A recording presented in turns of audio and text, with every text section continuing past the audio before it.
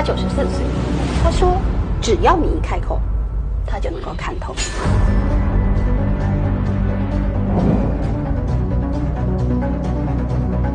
他是幕后智囊，他是秘密武器。他和沃伦·巴菲特联手打造全球最庞大的投资帝国。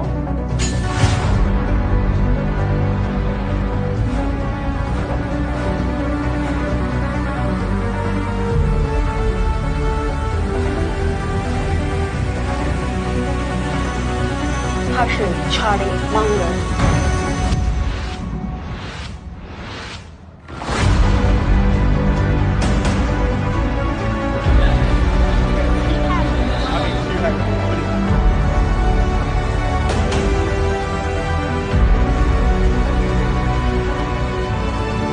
遇见芒格独家专访。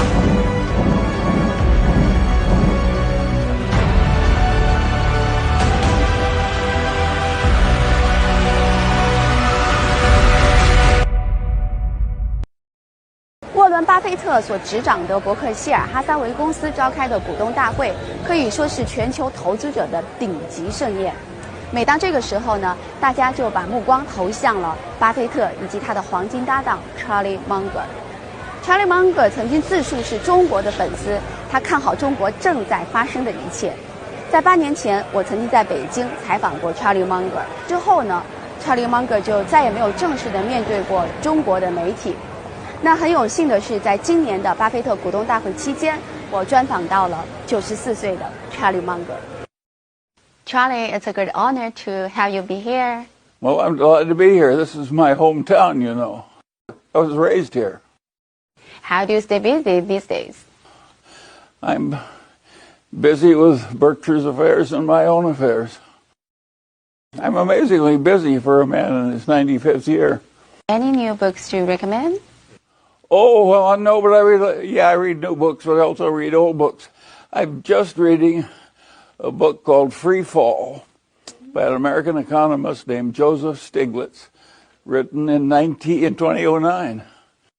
Now, why would I pick up a book written in 2009? Well, I think Stiglitz is a smart fellow, and I wanted something to read myself to sleep. And I find I'm actually learning something from him all over again. 毕业于哈佛大学法学院的查理芒格，曾经是一名优秀的律师事务所合伙人，和巴菲特有相似的投资理念与价值取向。在和巴菲特一见如故之后，两人联手创造了投资领域的巅峰业绩。伯克希尔哈撒韦公司的股票从每股价格19美元升至29.26万美元，最高时间超过了每股32万美元。Well, what are some of your achievements you are most proud of? Well, I'm proud that Berkshire has been in the arena for so long and has performed so creditably with so little scandal. That's a very important. We've been through recessions, wars, all kinds of things, and we just kept plowing ahead. And one of the secrets, there was a great English poet named Kipling, and he said, if you can keep your head when all about you are losing theirs, then you're a real man. And of course, that's my idea and Warren Buffett's idea. If you have a solid bearing of knowledge and character and habit, and when everybody else goes crazy, you don't. That is a very useful thing to have in a citizen. Because at any given time in a modern republic, all the bankers may go crazy, all the investment bankers may go crazy, the student activists may go crazy. Yes. And if you can just keep your head through it all, it's a hugely desirable thing. Of course, that goes back to Confucius, too. 查理芒格被人们推崇与尊敬，还有一个更重要的原因，他博览群书，洞察深刻。芒格提倡逆向思维，他说要明白人生如何获得幸福，就应该知晓人生如何变得痛苦。要洞悉企业如何走向强大，应该研究企业如何步入衰败。他在《穷查理宝典》这本书中提出多元思维模型，告诫投资者应该融合人文社科及理工等各个门类的分析武器，熟练运用来自不同学科的多元思维方式，以此为利器去研究商业投资领域的重要问题。In fact, that book is more popular than ever in China. It's sold more copies in China than the United States. But of course, China has more people than the United States. Yeah, people love it. 5 years ago, you publicly told the shareholders that Apple Company didn't fit the Berkshire's investment standard. However, today, Berkshire has been significantly increasing its position in Apple as recently as in the first quarter of this year. Yeah, we never invested in any of those high-tech things, but now we have an exception. It's just been 5 years. I wonder, is it that Apple changed or Berkshire Hathaway? Well, what happened is that securities got more and more high-priced, and Apple, compared to other similar securities, was not so high-priced. And it entrenched itself more and more as a sort of consumer electronic good. And Warren, as he said, he understands consumer electronics more than he understands computer software. And he thought of Apple as more consumer electronics. Whatever it is, it's a very powerful company. Can we say Berkshire has to or seeks to embrace the digital commerce age? We always embraced the internet as a consumer. At Geico, which is a large insurance company we own, and so Geico has made billions of extra dollars by using the internet. Although we never invested in the internet, we got the advantages of its existence just by using it more. And Costco, where I'm a director, has just started to do that. We're using the internet more. So we've always used it, but we never invested in it because we felt we had no advantage. Warren and I are not high-tech types. Berkshire's balance sheet is quite strong, and you have over $100 billion in cash. Do you find it difficult to find good companies with reasonable valuation, or is Berkshire Hathaway holding on to cash for other reasons? No, we're not. We're just holding the cash because we can't find anything to buy at prices that are attractive. So we just let it pile up.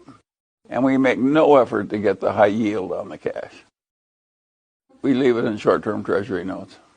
Would you please tell us in your own words that everyone can understand about what is value investing?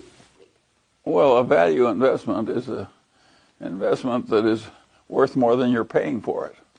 So every good investment, by definition, is a value investment because it's intrinsically worth more than you're paying. Some people look for value investments only in bankrupt companies. They want to reorganize them or something. Other people look for them in small companies, too small for anybody else to bother looking at. And Berkshire, as the years have gone by, has more and more looked for companies that are worth more than they're selling for, which are great companies that will work well for years and years ahead. Okay, you have said the first important things for an investor is to control the risk. In order to achieve this, what checklist need to be prepared?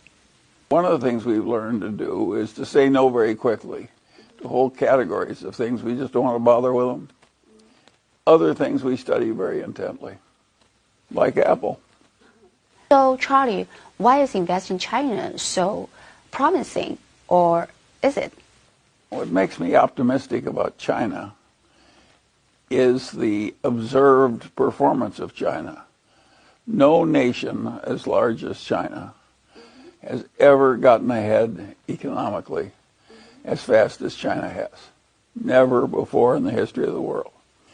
And it did that not by borrowing from the rich nations, but from saving a huge percentage of very low incomes even when they were poor, and investing shrewdly and working hard and so forth, and crawling up the economy from skill to skill. Of course you admire that. It's discipline, it's intelligence, it's generosity. Think of how much better life is if you're a citizen of China now. Berkshire invested in BYD around 9 years ago. However, since then, Berkshire has never invested in other Chinese companies. What's the reason for that? We haven't bought a lot of companies anywhere, just a few. Berkshire is enormous, but if you count the major purchases of whole companies, there's been about one every 2 years for 50 years. That means it's 2 years between purchases. It's not that easy to do it if you do it right. It takes time. And we don't see a lot of Chinese who want to sell their companies. They want to build their companies. Chinese are very ambitious. The last thing they want to do is sell their company. You have openly criticized the speculative nature of Bitcoin and that it is foolish.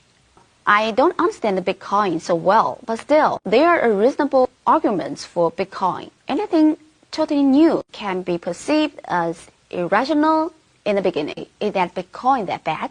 Totally meaningless? Well, some new things are very foolish to speculate in, like Bitcoin. That's going to have a very bad ending. And just because people are gambling in it and having fun doing it doesn't mean it's good for them or good for the country. And China's been pretty good at stepping on crazy speculative. I admire very much the current president of China. He's done a lot right.